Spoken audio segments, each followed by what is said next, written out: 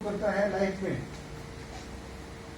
या ये कह सकते हैं जो जब लाइफ शुरू होती है, अभी तक तो आप छोटे थे, स्कूलिंग की 12th किया, फिर डिप्लोमा किया, अपना एजुकेशन रही ना, नाउ अब कैरियर शुरू हो रहा है।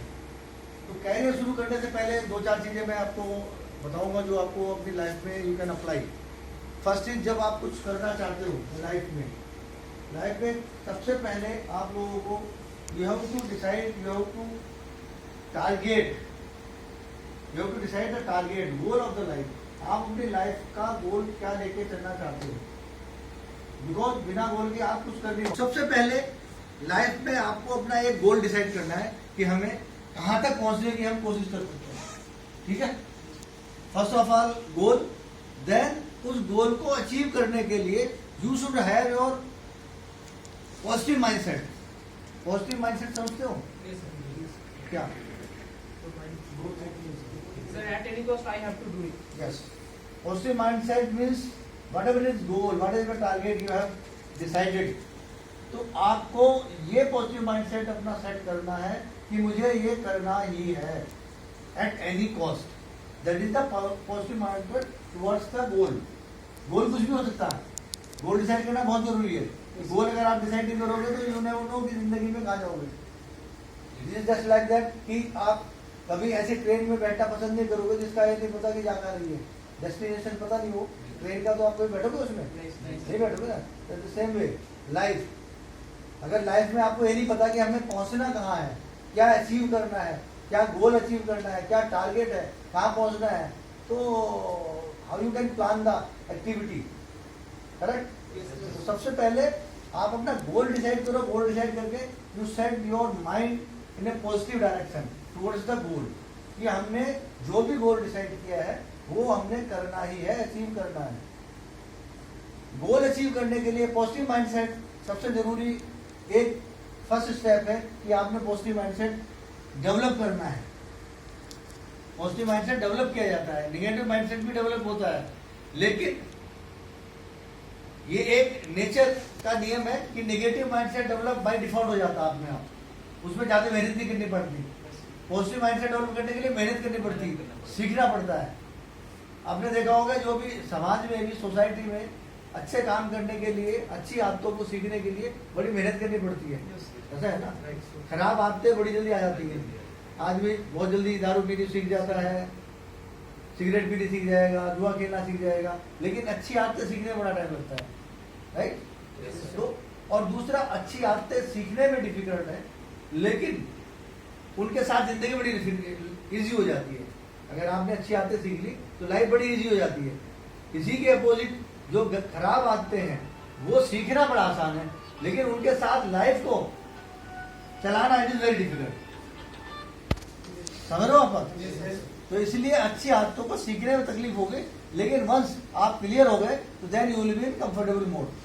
तो सबसे पहले आपने पॉजिटिव माइंडसेट डेवलप करना है। पॉजिटिव माइंडसेट का एग्जाम्पल और मैं आपको बताता हूँ, जैसे आपके परिवार में शादियों की चिट्ठी आती है ना, तो जिस दिन चिट्ठी आती है उसी दिन आपका माइंडसेट मोर लेस क्लियर होता है कि इस शादी में हमने अटेंड करना है या नहीं करना है। एक होता है कि हमें कुछ भी हो जाए, ये शादी अटेंड करनी है एट एनी कॉस्ट, आंधी आए, तूफान आए, उस दिन कुछ भी हो हम करेंगे। एक होता है यार विल सी दैट डे की क्या मूड होगा, क्या मौसम होगा, तब डिसाइड करेंगे। तो दैट इज द माइंडसेट। आपने जैसे ही आपके पास इन्विटेशन आया, आपने डिटरमाइन कर लिया कि हमने अटेंड करनी ही करनी है, that is positive mindset. Negative mindset या न्यूट्रल माइंडसेट ये हुआ कि आप देखेंगे यार, उस दिन देखेंगे, अभी 15 दिन है, 15 दिन के बाद जैसा माहौल होगा, मौसम होगा, दैट विल डिसाइड। तो that is not a positive mindset. Positive mindset है कि आपको जैसे ही कोई टारगेट मिला उसको आपने ये सोच लिया कि मुझे हर हालत में करना है, that is positive mindset. Positive mindset के बाद फिर स्टार्टिंग होता है काम का। काम कैसे करना है? काम करने के लिए प्रैक्टिस एंड कंसिस्टेंसी। प्रैक्टिस के बगैर कुछ नहीं हो सकता। Practice and consistency. Consistency means regular. आपने ऐसा नहीं, कोई भी काम आप करोगे, थोड़े दिन काम किया फिर छोड़ दिया, फिर काम किया फिर छोड़ दिया, तो उससे आप कुछ अचीव नहीं कर सकते। कंसिस्टेंट रहना बहुत जरूरी है। फॉर एग्जाम्पल आप ड्राइविंग सीखते हो, आपने ड्राइविंग सीख ली, 15 दिन 20 दिन महीना ड्राइविंग कॉलेज वाले ने ड्राइविंग सिखा दी, उसके बाद अगर आपने गाड़ी नहीं चलाई तो आपकी ड्राइविंग बेकार। तो इसलिए किसी भी चीज में कंसिस्टेंट एंड रेगुलर होना बहुत जरूरी है to achieve a desired result.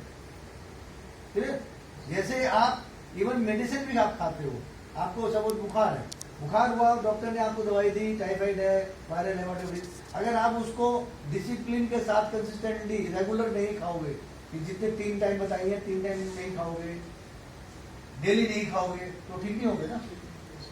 तो ये लाइफ के हर पार्ट में अप्लाई होती है चीजें। जो चीजें मैं आपको सिखा रहा हूँ, that is not only for your job, that is for your life, whether it is personal life और ऑफिशियल लाइफ। तो आपको पॉजिटिव माइंडसेट के बाद कंसिस्टेंसी और आपके क्या रेगुलर होना इसलिए जरूरी है कि रेगुलर जब होंगे तो आपकी एक प्रैक्टिस निकल के आएगी, एक डिजायर्ड रिजल्ट निकल के आएगा। जितने भी जो आपने देखा होगा ओलंपिक है, एशियाड में प्लेयर होते हैं, वो कितने कितने साल में जाकर मेडल ले पाते हैं, प्रैक्टिस के बाद आते हैं ना, वो एक लेवल अचीव करते हैं, क्योंकि टाइम के हिसाब से रिक्वायरमेंट चेंज होती रहती है। आज आप जिस चीज को कर रहे हो उसकी रिक्वायरमेंट शायद आपको कम हो, जब तक आप उसको डिजायर्ड रिजल्ट तक पहुंचने के लिए आप पहुंचोगे उस टाइम उस रिजल्ट की रिक्वायरमेंट बहुत कुछ हो गई होगी। तो इसलिए आपको डे बाय डे प्रैक्टिस करके उसको अचीव करना है। अगर आप गेम की बात करो, जैसे अब से 25-30 साल पहले जो फॉर एग्जाम्पल 100 मीटर की रेस को क्वालिफाई करने के लिए या मेडल जीतने के लिए जो टाइमिंग चाहिए होता था 20 साल पहले, जिसने मेडल जीता है इवन 20 साल पहले 30 साल पहले, जितने टाइम में जितने सेकंड में 100 मीटर की रेस जिस लोगों ने जीती है जितने टाइम में, उतने टाइम में आज के जो मेडल जो ओलंपिक गेम है उसके लिए वो क्वालिफाई नहीं कर पाते उतने टाइम में। ऐसा नहीं है। सपोज किसी ने 30 सेकंड में वो मेडल जीता था, आज की डेट में 30 सेकंड वाला वर्ल्ड ओलंपिक के लिए क्वालिफाई नहीं कर पाता, वहां 20 सेकंड आ गया है। तो ये डे बाय डे इम्प्रूव होता है। जो आज आप कर रहे हो जो काम, आपको लगेगा कि मैं जो काम कर रहा हूँ बहुत अच्छा कर रहा हूँ, लेकिन अब से 10 साल बाद 5 साल बाद या 15 साल बाद वो काम आपसे को पता ही नहीं होगा कितने अच्छे तरीके से करने वाले लोग पैदा हो चुके होंगे, कर रहे होंगे। तो ये कोई चीज फिक्स नहीं है कि जो आज आप कर रहे हैं वो एक स्टैंडर्ड बन गया। It is continuous improvement, 1 by 1। ये कंटिन्यूस इंप्रूवमेंट का माइंडसेट ही काइजन के बारे में शायद आपको बताया होगा। काइजन है, kaizen what is kaizen?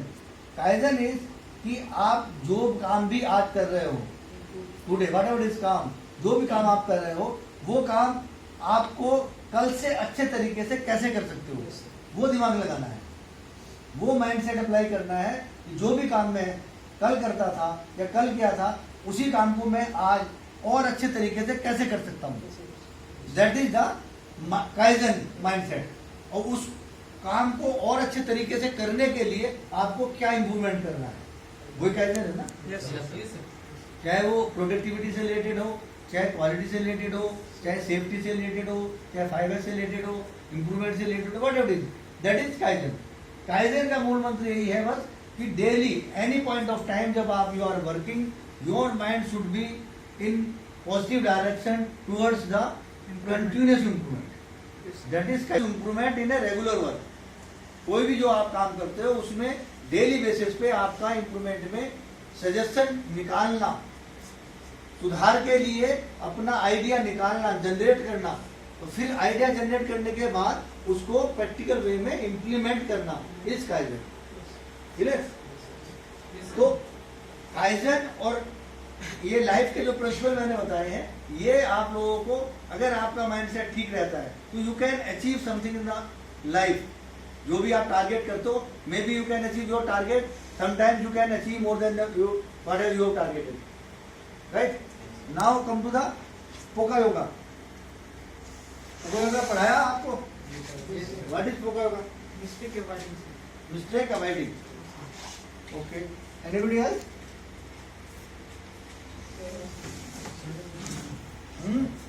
Finding mistakes, sir. Finding mistake. Marker होनी है। जो भी काम आप करते हो उसमें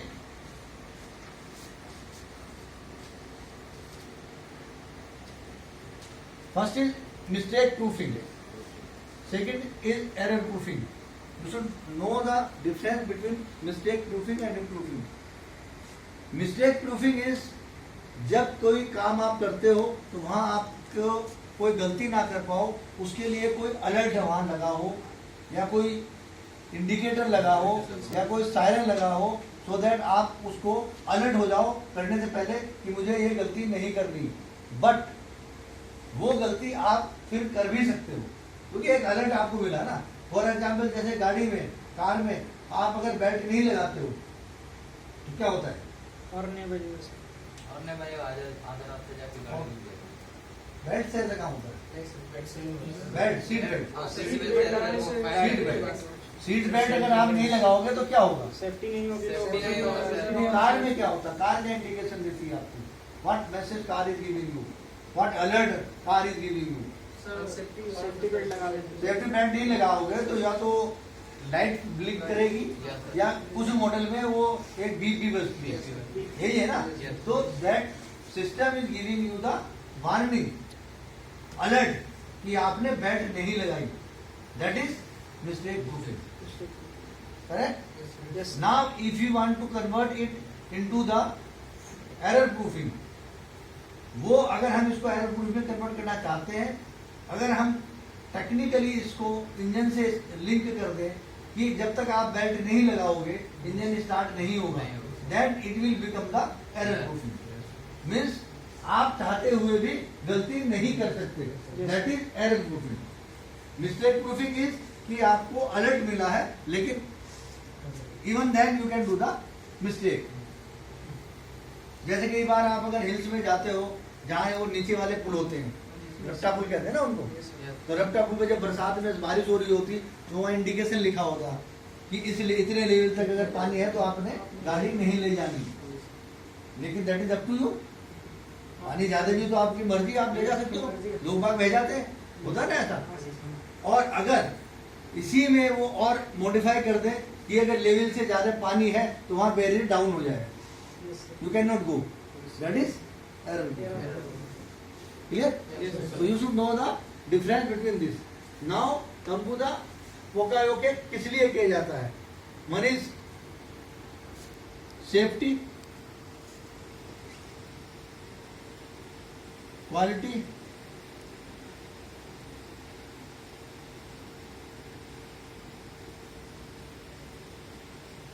प्रोडक्टिविटी के लिए भी थोड़ा सा आता है, पर main is this too. Safety is first, right. Safety is first. जब आप कभी भी अपना स्टेशन पे काम करते हो, अपनी मशीन पे काम करते हो, तो सबसे पहले आपके पास सेफ्टी रिलेटेड सारी इंस्ट्रक्शन क्लियर होनी चाहिए. नंबर 1.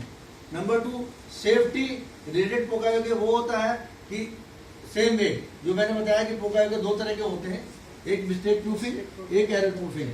तो एक तो सेफ्टी के लिए आपको अलर्ट देगा कि आपने ये काम नहीं करना.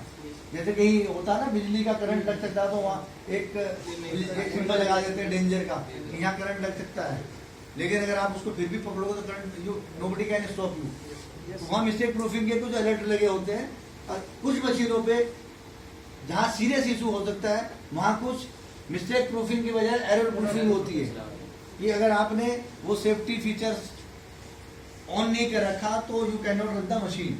जैसे लाइक कोई बड़ी प्रेस है, अगर उसमें आपका हाथ जाने का डर है तो उसमें 2 स्विच लगा दिए जाते हैं. तो दोनों स्विच एक साथ दबाओगे तभी मशीन ऑपरेट होगी, तो सो दैट आपका हाथ उसमें नहीं जाए, मशीन में जाए. इसी तरह से कई मशीनों में सेंसर लगे होते हैं, जैसे आप हाथ डालोगे मशीन बंद हो जाएगी एकदम. इलेक्ट्रॉनिक सेंसर लगे होते हैं, रेज दोनों साइड से उनको रेज से कनेक्ट होते हैं. जैसे आप हाथ डालोगे रेज कटेगी तो वो मशीन एकदम तुरंत वायर हो जाएगी जैसे आप हाथ डालोगे. तो वो सेफ्टी सेंसर और इस तरह की सेफ्टी डिवाइसेस लगा दी जाती है मशीन में, जो आप मशीन को अगर गलत कंडीशन में चलाना चाहते हो कि एक्सीडेंट हो सकता है तो मशीन नहीं चलेगी. तो इस तरह से सेफ्टी रिलेटेड जितने भी पोकायोके हैं वो सेफ्टी के अकाउंट में जाते हैं. Second is quality. क्वालिटी में फिर अगेन 2 तरह का इशू आता है. One is occurrence, second is detection.